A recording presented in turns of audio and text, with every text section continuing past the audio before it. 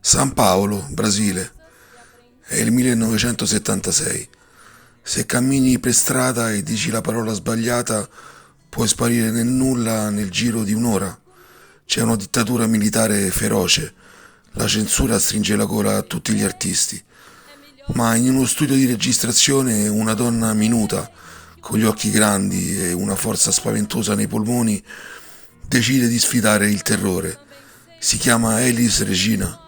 Non sta cantando una ballata d'amore, sta spaccandosi le corde vocali su un testo che descrive una trappola generazionale e politica e claustrofobica. Dice, nonostante tutto quello che abbiamo fatto, siamo ancora esattamente come i nostri genitori. Questa non è solo musica, è l'autopsia clinica di una generazione schiacciata dalla paura che si ritrova a vivere come i propri padri, piegata dal sistema a guardare il muro.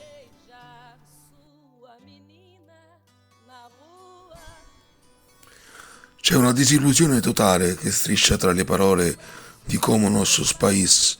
Belchior, l'autore del brano, ha scritto un diario clinico del fallimento. Elis Regina lo interpreta come se stesse sputando sangue.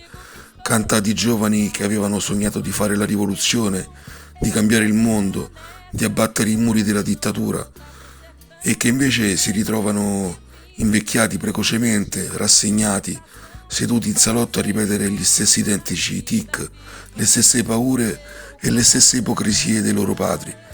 Il sistema non li ha solo sconfitti fuori, ma li ha colonizzati dentro.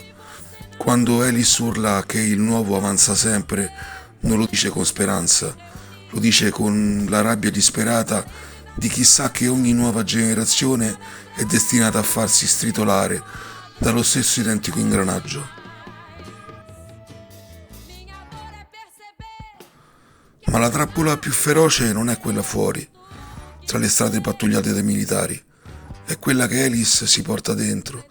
Chi la conosce la descrive come un uragano, una donna che sul palco ride, azzanna il microfono e sprizza un'energia sovrumana. Ma dietro i riflettori, quando le luci si spengono, l'uragano diventa un buco nero. Alice è consumata da un senso di inequatezza devastante. Cerca l'assoluto in ogni cosa, nell'amore, nella musica, nella politica, e trova solo compromessi e delusioni. Quella voce che incanta il Brasile è una facciata.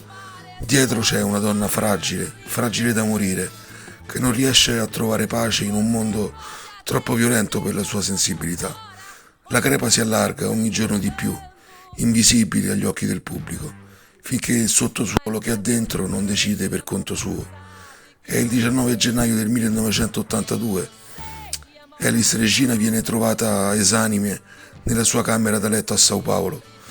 Ha solo 36 anni, dicono overdose di cocaina e alcol, ma nel sottosuolo di quel Brasile violento le voci non sono mai spente.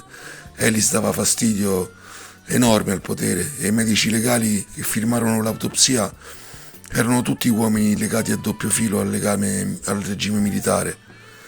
Una fine improvvisa, spietata, che lascia un intero paese orfano e ammutolito.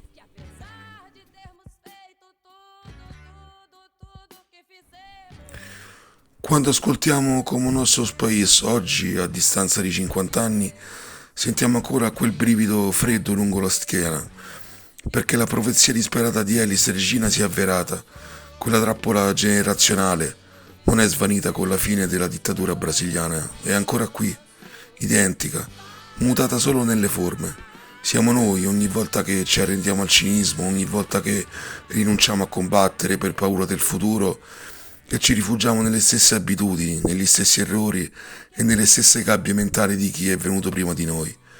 Alice si è scorticata viva su quel palco per lasciarci questo avvertimento, urlato nei microfoni. Ha bruciato la sua vita a 36 anni per ricordarci quanto sia letale rassegnarsi a guardare un muro.